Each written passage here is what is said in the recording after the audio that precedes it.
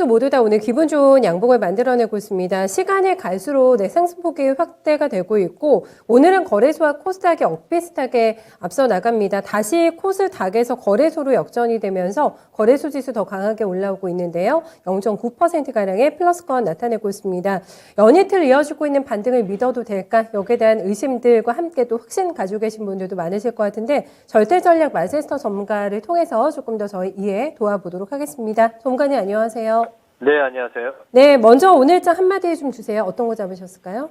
네, 시장 신바닥 말씀을 좀 드리겠습니다. 네, 어떻게 이렇게 감 잡으셨어요? 제가 이번 주 화요일에 이제 말씀을 좀 드렸었는데 그때는 이제 우리 다른 앵커님이었는데 시장에 빠졌을 때 매수를 해도 될까 이런 얘기를 좀 하셨습니다. 그래서 제가 이제 모아 가자 이렇게 말씀을 좀 드렸고요.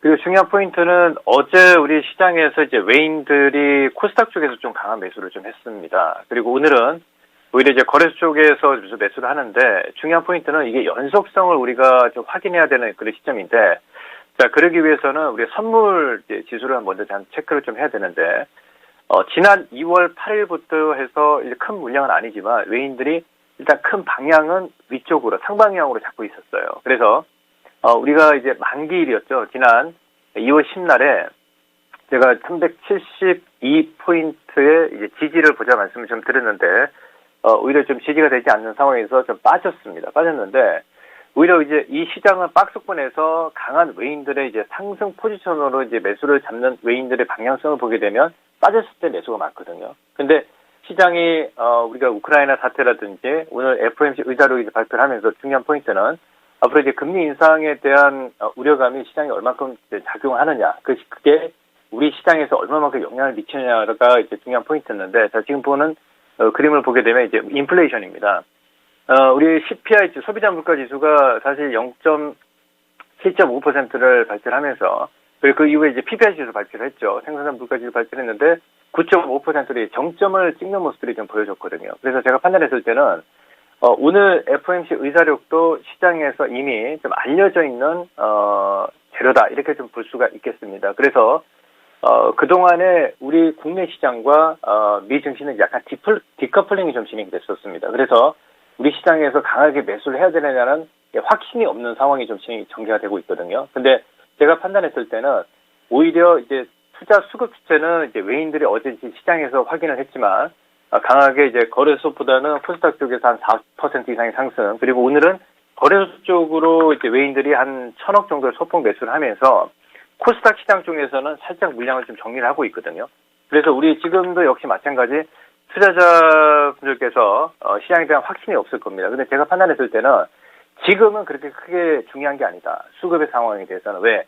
3월 15, 16 FOMC에서 결과적으로 이제 우리 재료가 이제 금리가 뭐 인상이든 테이퍼링 종료가 되면서 어떤 그 결과가 확정이 나올 거란 말이에요. 그때는 이미 시장이 올라 있단 말이에요. 그래서 제가 지난 화요일 시장에도 어떤 얘기를 드렸냐면 지금 시장이 바닥을 찍고 올라오고 있지만 이미 자 카카오뱅크 같은 거 보세요. 카카오뱅크 같은 경우는 바닥에서 이미 수익률이 한 10% 이상 떠 있단 말이에요. 그리고 제가 지난번에 또 말씀을 좀 드렸던 카카오 같은 경우도 바닥권에서 10% 정도의 상승이 나타났습니다. 그래서 지금 시장은 조금 기간 조정이 좀 진행이 되면서 조바심을 내면 되는 시장이 아니에요. 그러니까 지금 무슨 얘기냐면 어느 정도 시간을 투자를 해서 예를 들어서 삼성 SDI 같은 경우도 급락에 매수를 해서 오히려 주식은 빠졌을 때 매수를 하는 게 맞거든요.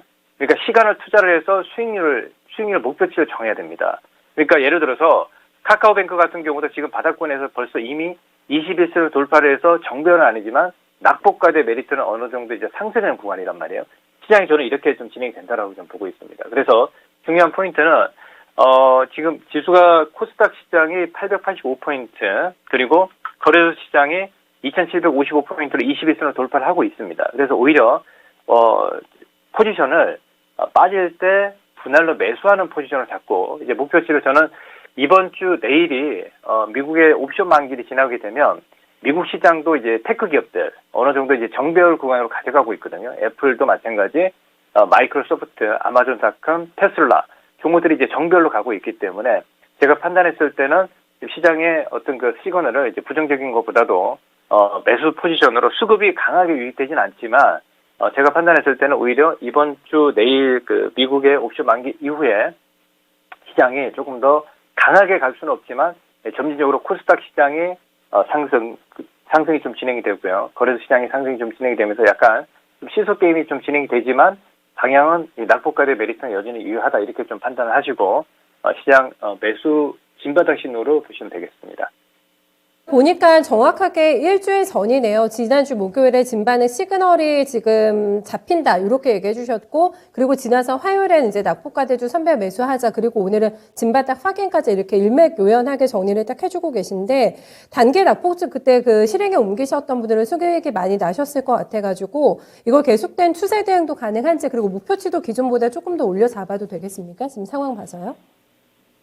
지금은 유효하다라고 보고 있습니다. 네. 또 제가 다음 주 화요일에 시장에 대한 또 진단이라든지 정리를 좀 하기 때문에 다음 주 화요일까지는 여전히 유효한 그 상승 포지션으로 좀 가져가는 전략 말씀을 좀 드리겠습니다. 네, 하나 더 질문을 드리면은 지난주하고 다르게 지금 현재 보이는 정말 유리하겠다라고 보이는 낙폭과대주 섹터 더 눈에 들어오시는 거 있으세요, 전문가님? 그리고 제가 이제 그 얘기를 좀 하나 해드리면, 이제 저 같은 경우는 우리가 낙폭과대 어떤 그 감으로 매수를 하는 게 아니고요. 지금 현재 보게 되면, 사실 어느 정도 지금 시그널 자체가, 지금 낙폭과대 종목이 한 24종목. 그러니까 지난주 화요일에는 이게 한 110개 종목이 떴거든요. 그래서 지금은 눈에 보이는 종목들 같은 경우는 제가 판단했을 때는 이제 빠지고 있지만, 이게 네오이즈 홀딩스라든지, 요런 종목군들, 그리고 지금 메리츠 금융기조 같은 경우는 오히려 이런 구간에서 이제 매수 가능하다. 이렇게 좀 볼 수가 있겠습니다. 그래서 제가 지난주에 이제 얘기했던 종목들은 좀 다 많이 좀 상승으로, 진행이 되고 있기 때문에 지금 한 요 정도 선에서 이제 포인트를 좀 잡는 전략 제시를 좀 해드리도록 하고요. 예. 아직도 남아있는 낙폭과대주 매수 또 기회 저희 잘 포착해 보겠습니다. 정관님 오늘 말씀 잘 들었어요.